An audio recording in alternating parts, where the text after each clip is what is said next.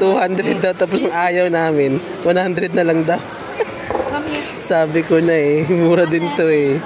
Mga ini-inflate nila, tapos pagka tumalikod ka, bibigay nila ng kalahati.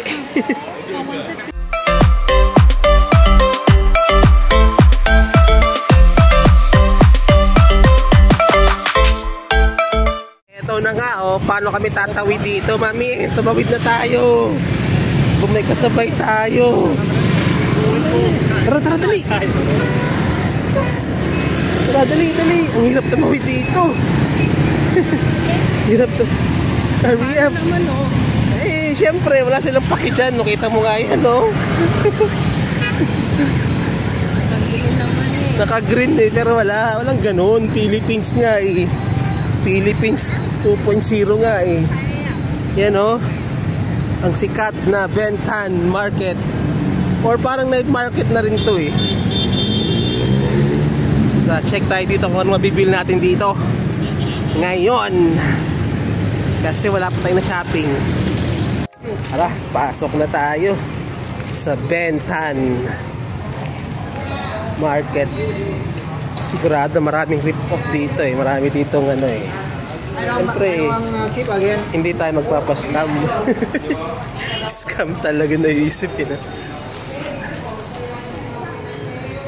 Doon tayo sa may loob-loob. Mga mindset ba? Kasi pag dito ka sa bungad, mahal talaga yun sigurado. May ganun yun. Yan mga maraming telahan pala dito.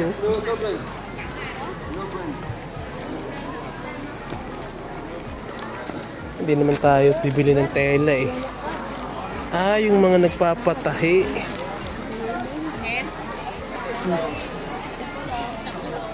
Magpatahi tayo, mami.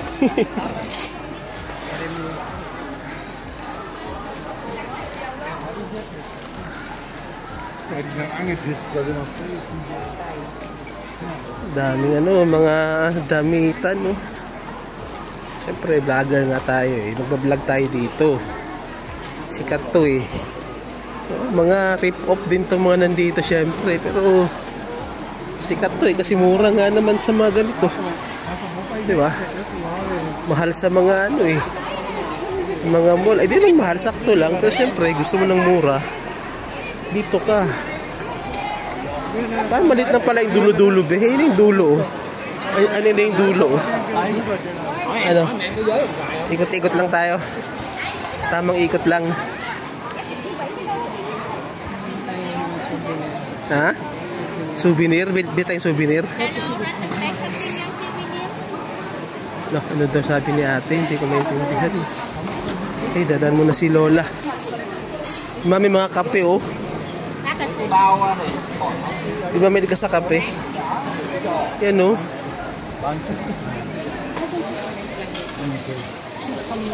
Daming kape oh. Palengke din pala to. Marami din mga food stalls, mga prutasan no. Meron dito mga atis, rambutan, mangustin, lansuhones oh. Sa Philippines din pala to eh. Yung mga prutas nila, Philippines din. Ano bang bilhin natin mami dito? Ano ba ate? Pustating mo na. Ayun oo, tamo. Nagtatagalog na dito yung mga ano. Kami Diyos ang ate. Nagtatagalog na dito yung mga tao ah. Nakakailang dito bumili pag ganun. May pusa oh. Nakakailang eh. Alam niyo ng Pilipino. Marami ka palang kilala dito eh. Ate tawag sa'yo eh. Ate tawag sa'yo.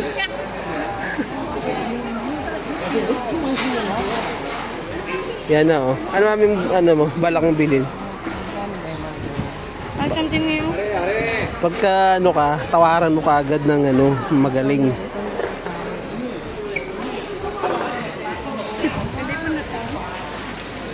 Dito kami sa mga bilihan ng mga ano, ng mga souvenir. 200. Yan na, sinelsto ka na madam. How much you can ladies? Ate. Na ano dito si ate eh. Upselling din masyado eh. 200 daw, tapos ang ayaw namin, 100 na lang daw. Sabi ko na eh, mura din to eh. Mga ini-inflate nila, tapos pagka tumalikod ka, bibigay nila ng kalahati. Ang kulit eh. Ayan na, sinilstock ng si madam mo. Kaya yun talaga dapat eh, pagka ganito, kalahati agad itawad mo. Kasi most likely talagang madalas talagang rip off talaga eh. Mang-rip off talaga sila sa mga turista eh. Siyempre, di naman tayo taga dito. Kaya dapat half agad yung tawad. Hinap agad yung tawad eh. Dito maraming nakapilaw. Mga bumibili ng kape tsaka tea. Sikat nga, di ba, yung mga kape dito, di ba? Yan. Lawak. Dapat magaling ka sa paghahagil dito, no? Pag hindi ka tumawa dito, wala, finish. Finish ka. Nakakailang talaga dito pagka ano eh. Pagka marami nagtatawag sa'yo. Yung mga t-shirt, be. Hindi pa tayo nakabili ng mga t-shirt.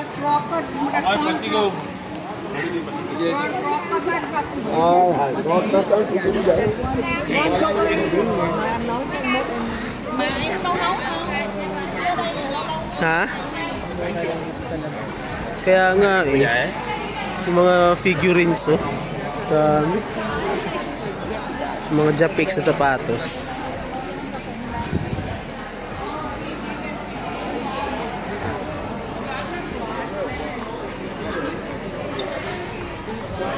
Bag.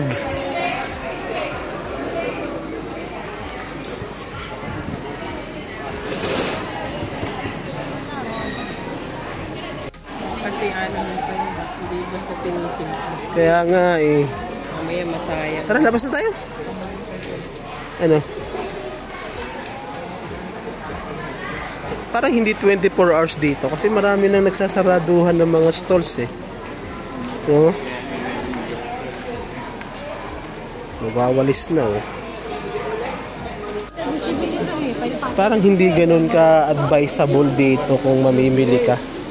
Kasi tourist area na kasi talaga to eh. Parang ito na yung pinaka main market nila ng tourist dito eh. So malamang ang mga customer dito tourist.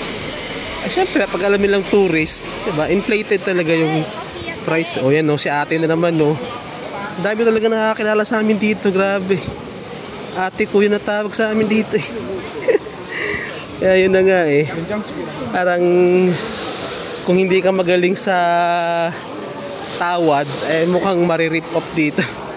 Mukhang madadali ka dito ng mga ng mga veteran sa ganitong klase ng negosyo. Kasi sasamantalahin nila yan eh. Turista tayo eh.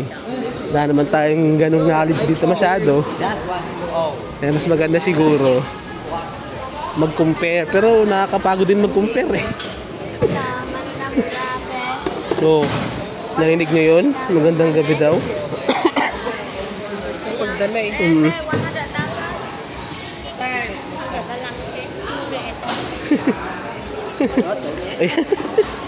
Alang yan. 100 na lang daw. 100 na lang daw. Tumalikod na kami eh. 100. How much the coffee? How much? 90,000. 90,000. For a gum. Huling tawat, Divisoria price. Divisoria price. What flavor is this? It's a peanut. 100. Bili ka mamaya ng isang ganong coffee. Isang Ha? Chocolate. Chocolate. Ilan ba bibilhin mo? Dalawa lang? Mixed fruit. Parang mixed fruit. This one, how much is this one? Ito, 350 1 kilo. 350 1 kilo. Yes. Ano yan na? Kasui.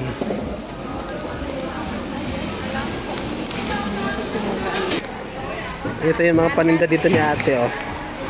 Ano ba ito? Mga candies?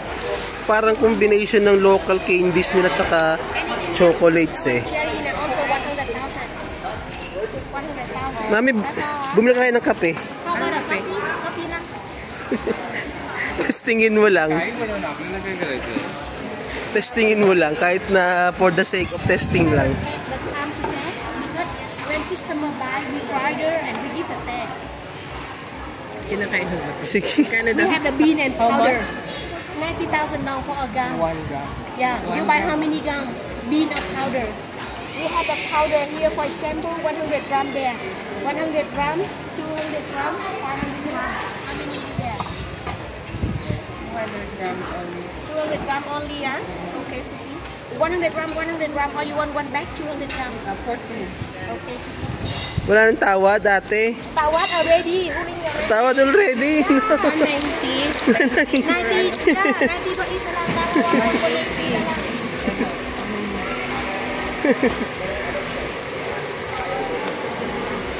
Salamat ate. Salamat. Malimay sa mama. Maraming salamat. Bye. See you. Again after. Masalamat na oh. Tapos na naman ang isang araw dito sa Ho Chi Minh. Kailangan na magpahinga. Pagod.